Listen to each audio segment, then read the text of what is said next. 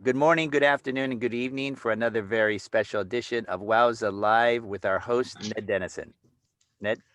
Hello, everyone. I'm Ned Dennison. I've known Jim McConica, our guest, for a number of years. We met through the Santa Barbara Channel Swimming Association and reacquainted ourselves at a Hall of Fame dinner and a lunch for Catalina swimmers a few years ago.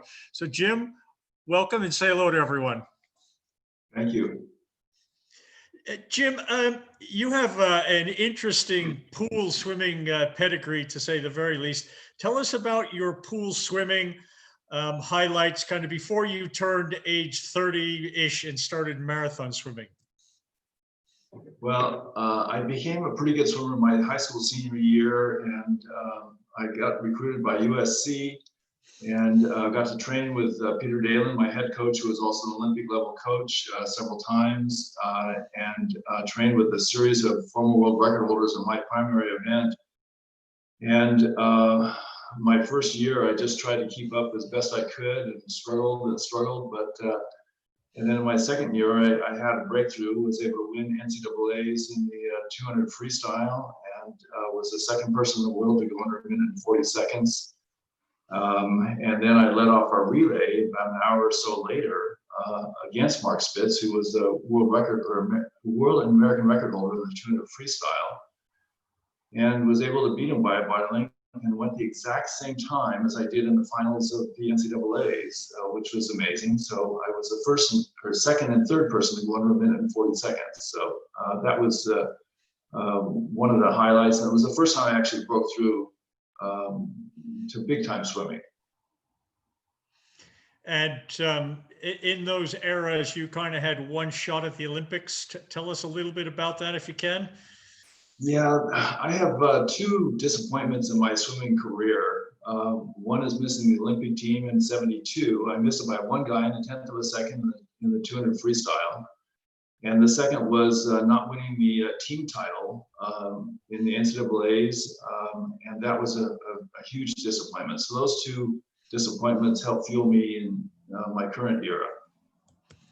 Okay, and then how did you get started in marathon swimming? Well, actually, I started back in pool swimming for masters in my early 30s. And I was training, and I did surprisingly well after a relatively short time period.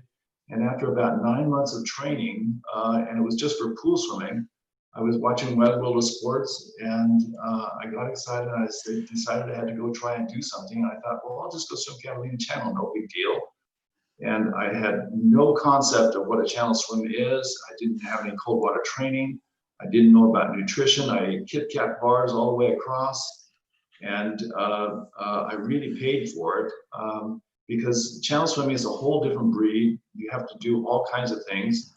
Ended up with a time of 9 hours and 8 minutes, and the record was 8:33.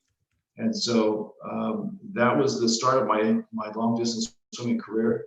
And I really paid for it in that I couldn't swim for about a month afterward because I literally tore up my shoulders and did all kinds of bad things. And I thought maybe I'm done for the rest of my career. But I was able to start training again, and I trained for about 11 months and then went back and swam the channel and was able to break the record in Catalina and went 8:27, and the record was 8:33. So, and that record lasted for about 10 years. So that was pretty cool. And then off to the English Channel as well at one point? Yeah, I've had one English Channel swim. I was 8 hours and 39 minutes and had a good swim, although it was a very challenging day. It was bumpy as it can be over there, and the currents were extremely strong as they typically are. And the water was cold, 56 to 58 all the way across. And so I struggled with that, but I was able to have a good swim.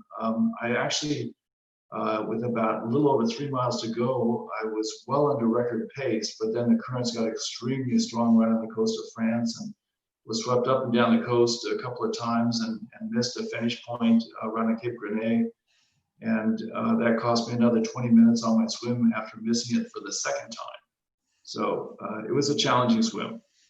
So when you got to France, you wanted to see the lighthouse from a couple of different directions? Well, I got to see, it was amazing because I thought I was quite a ways away.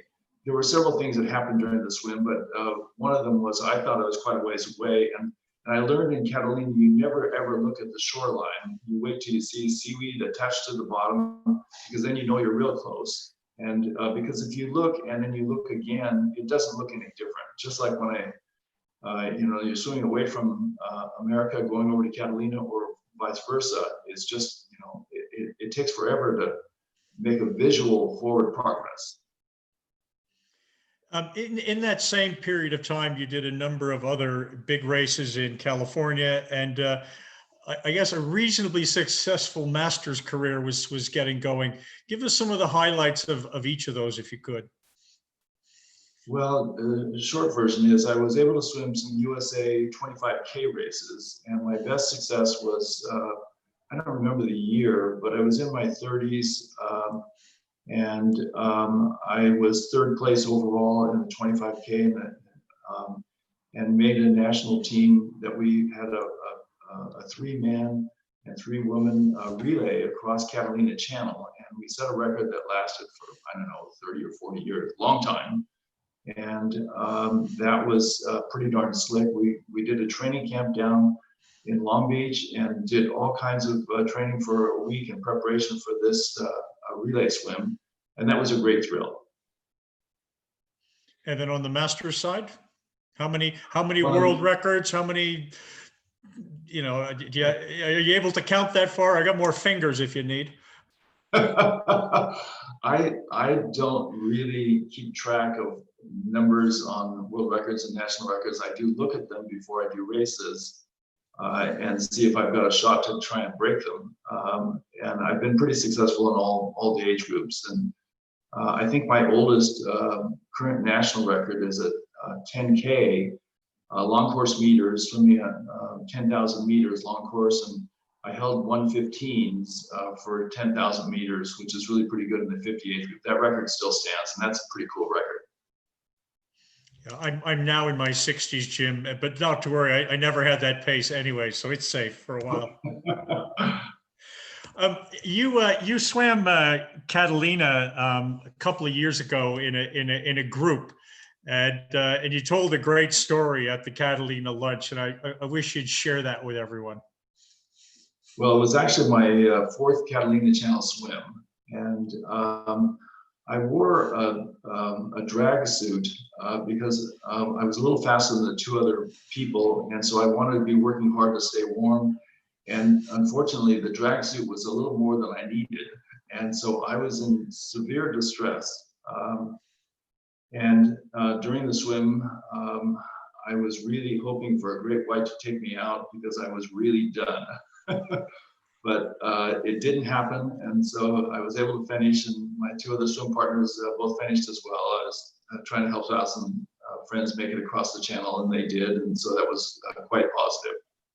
And are you suggesting that it might have been a dent to your ego just to get out on the boat halfway?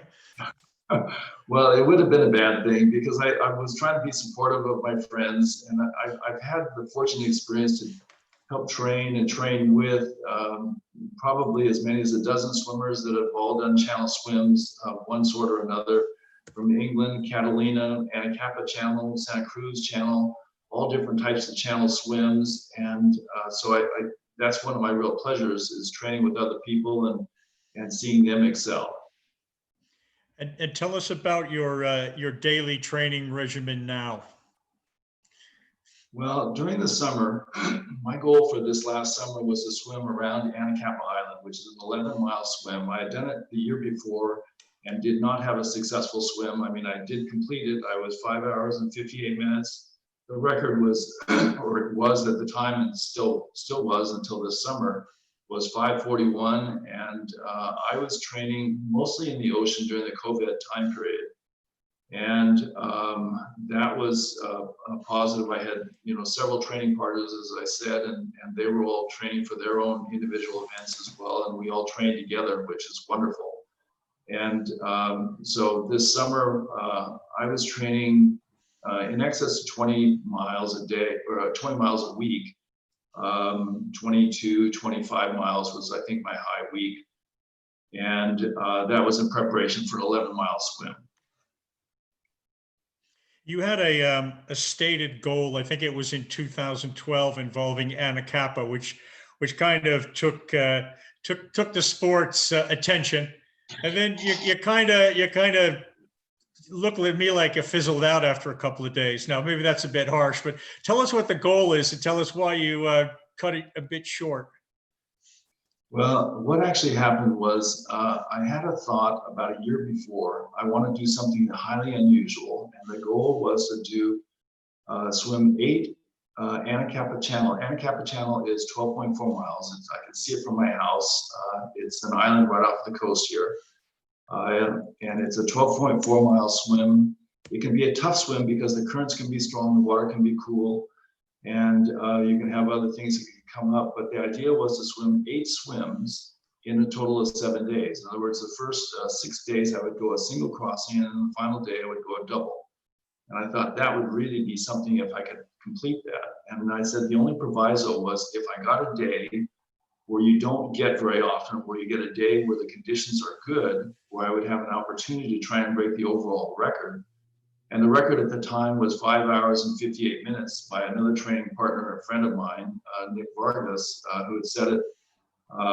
If the conditions were good, I would go for the record and use every ounce of energy I had instead of trying to, monitor it out over a time period of days.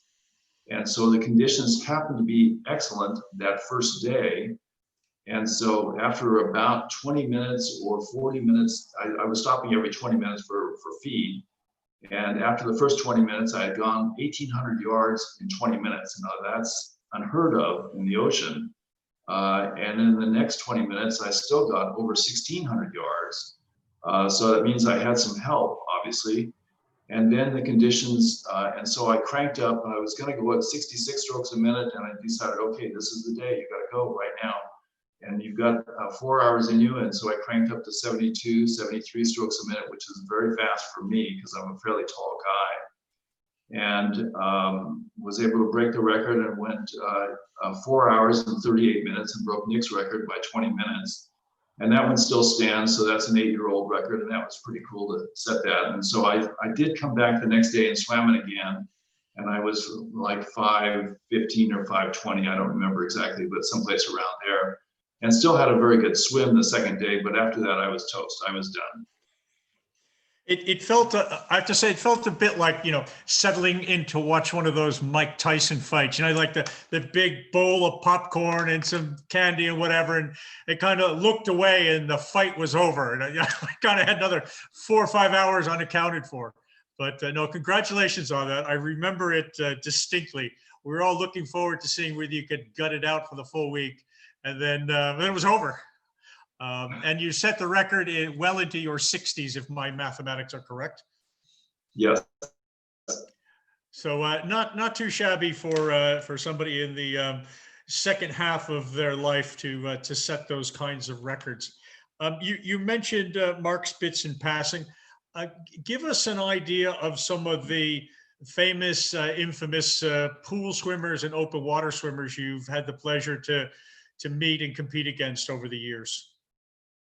Well, Mark was certainly the strongest named swimmer. There was a fellow by the name of John Kinsella who was absolutely outstanding during my era in college days. Another fellow by the name of Freddie Tyler, he's the guy that beat me out for the Olympics. We were on a side-by-side, and he touched me out by 1/10 of a second, and so he made the team and I didn't. And so those were some of the named swimmers. Obviously, I had the pleasure of meeting Penny Dean over the years, and she held the English Channel record for like 20 years or some extremely long time period. The other huge thrill I had this summer was I got to meet Sarah Thomas, and Sarah is, in my view, either the best or at least one of the very, very best long distance swimmers in the entire world ever, having done 4-way crossing the English Channel. And she swam Anacapa Channel from Anacapa back to Oxnard, and I greeted her on the beach, and it was just a thrill to meet her. she had a great swim and broke the record by one of my other friends that I trained with, Karina Garcia, who had set the record 3 years before to the day. And so Karina was disappointed yet happy that it took someone of Sarah's stature to break her record. And then I guess the final topic for me is a couple of years ago, you were inducted into the Masters Swimming Hall of Fame. Tell us about the honor, the occasion. Did you go to an induction? Just give us a sense of what that's like. Well, it was a huge thrill. My parents came, my sister came, and my uncle came and his wife, and my wife and I went back to, it was back then on the East Coast, I think it was in Georgia, in Atlanta area. And it was a tremendous honor. They had a very nice ceremony, got to see all kinds of famous athletes and swimmers, and it was just, it was a great thrill. And future goals? Right now, I am training, and I would like to do some pool swimming, but as soon as this COVID thing is done, our pool, we've been limited to only one per lane. And so I do have a 25-yard pool in my backyard, and so I've been using that and trying to keep some water feel and whatnot. Our ocean temperatures have dipped down to 54, 55 of recent, and that's really not that inviting from my perspective. So, you know, when it was, the last time I was doing was about two and a half weeks ago, and when it was 61, and that was cool, but it was okay. So I don't know. I would like to do some pool swimming and see if I can do some things there, and who knows about other channel type stuff down the road. Well, I'm out of the water about 40 minutes at about 10 degrees Celsius, which I think is 50 Fahrenheit. It's fine for a mile. I'm not sure I'd want to do 5 in it, but it's definitely an invigorating experience. Well, once you get in, it's actually okay, but the getting in is so hard for me. I mean, just, you know, we always joke about it, you know, who's going to make the most noise getting in, you know, oh, it's terrible, you know, we're just screaming and yelling and, you know, making noise and whatnot. So once you actually get in, it's generally okay. So I'm okay getting in. It's the getting out, trying to change in the rain, or trying to get all 5 toes in the sock in one go. You know, I got sort of 4 toes in the sock and I'm pulling, and I can't quite figure out why it's not going on. But see, as you probably don't know, I'm half UK. My mother was born in northern Belfast area, and she was a war bride, and so, you know, I'm half UK, and so I understand where you are, and I remember swimming over there as a kid. We've only over there a couple of times, but the ocean is cold over there. It is indeed. Well, Jim, listen, I want to thank you very much for your time today. I just love some of the history, the competing against people like Spitz, the Catalina Channel record. You know, just it's been an honor. So thank you very much, sir. Thank you.